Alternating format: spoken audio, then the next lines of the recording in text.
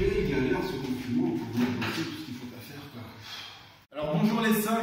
Voilà, lors de cette semaine de confinement supplémentaire, je vais vous parler de réactions chimiques. On va étudier comment est-ce qu'on peut caractériser une réaction chimique, si elle est spontanée, pas spontanée, est-ce qu'elle dégage de la chaleur ou pas, est-ce qu'elle augmente son désordre ou pas.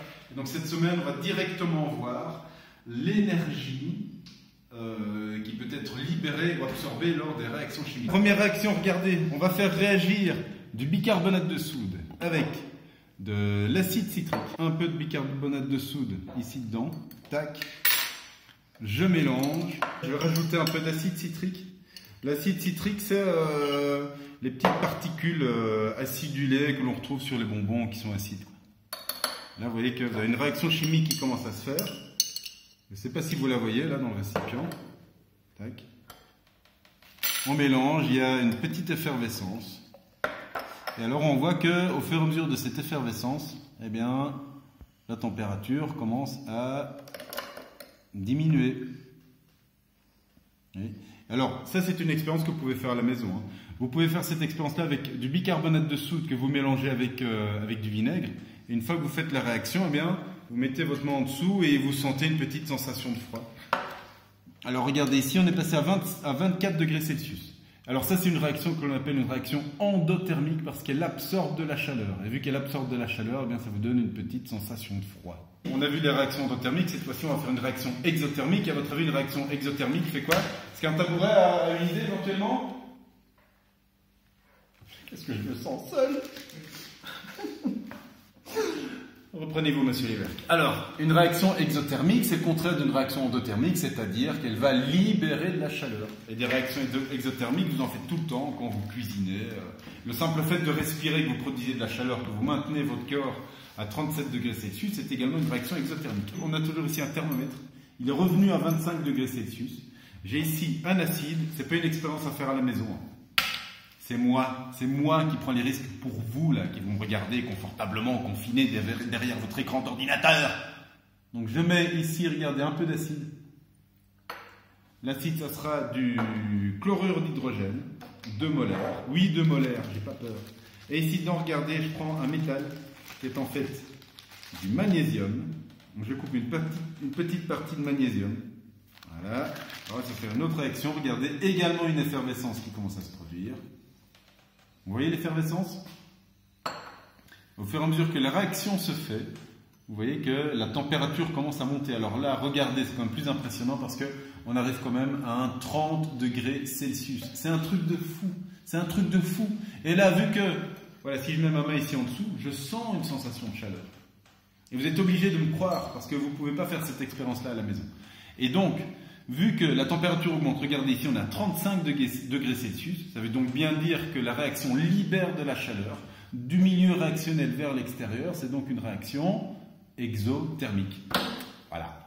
Vous savez que quand monsieur Lévesque a sa blouse de labo toute sale et qu'il a sa boîte d'allumettes à portée de main, c'est qu'il a toujours l'intention de faire exploser le laboratoire. Je profite de cette semaine de confinement pour m'amuser. Voilà, je suis en freestyle. Vous êtes prêts? 1, 2, 3...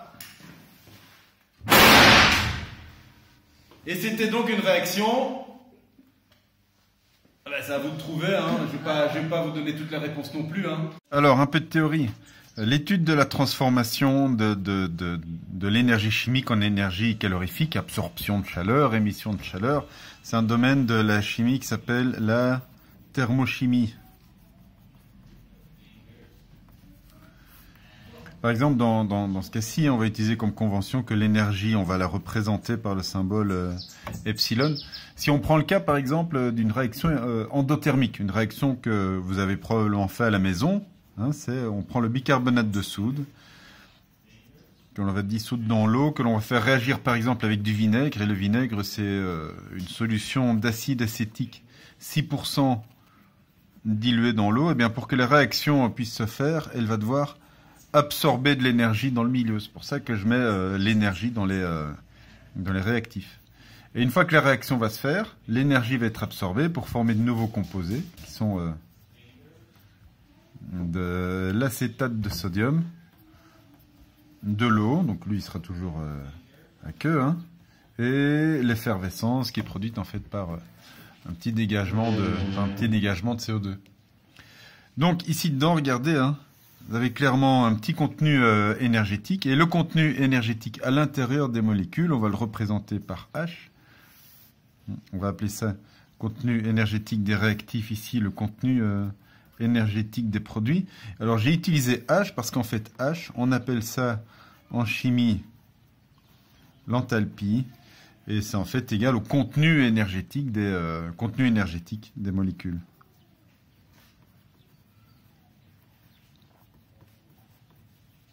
Ce qui nous intéresse évidemment, c'est le contenu énergétique des molécules, mais surtout comment est-ce que ce contenu énergétique évolue au cours d'une réaction chimique. Cette variation-là, on appelle ça la variation d'enthalpie, et qui est égale en fait à l'enthalpie des produits de réaction moins l'enthalpie des réactifs. Donc, dans le cas d'une réaction endothermique, qu'est-ce qu'on va avoir? Eh bien, on va avoir une variation d'enthalpie qui est inférieure, une variation d'enthalpie qui est supérieure à 0. Et dans le cas d'une réaction exothermique, vu que les molécules, lors de la réaction, vont libérer de la chaleur, leur contenu énergétique va diminuer au cours de la réaction chimique, on aura donc une variation d'enthalpie inférieure à 0. Vous voyez? Donc par exemple, c'est la réaction que l'on avait fait avec le magnésium, que l'on avait fait réagir avec du HCl. Le magnésium, dans ce cas-ci, était solide. Le HCl, lui, il était aqueux. Et parce que c'est pas bien cadré. Et donc, ça libérait de l'énergie. On avait de nouveaux composés, MgCl2, aqueux, plus du dihydrogène. Et vu qu'il y avait une augmentation de température, ça veut donc dire qu'il y a eu libération d'énergie. Donc, l'énergie se retrouve ici.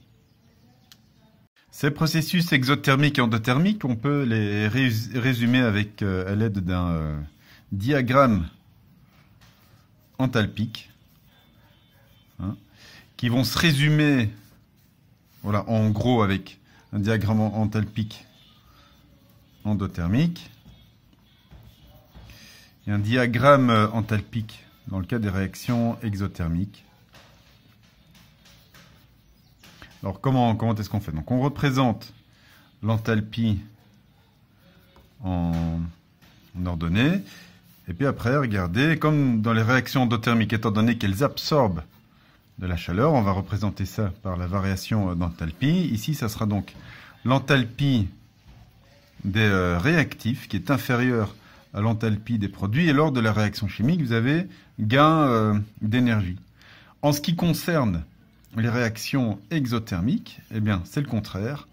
Vous avez l'enthalpie des réactifs qui est supérieure à l'enthalpie au contenu énergétique des produits de réaction. Donc, le delta H diminue. La variation d'enthalpie est donc ici supérieure à 0. Et la variation d'enthalpie ici est inférieure à 0. Voilà. Je vais vous demander dans votre cours, hein, je vous donne les instructions sur le Google Classroom, je vais vous demander de réaliser quelques exercices pour la fin de la semaine. Regardez la vidéo encore et encore et encore si vous le voulez. Voilà. Si jamais il y a des problèmes, que je fais des erreurs dans la vidéo, que je bafouille, que c'est pas clair ou autre chose, n'hésitez pas à me le dire. Voilà. En tout cas, je vous souhaite bonne chance, bon courage et on se retrouve bientôt. Voilà, salut!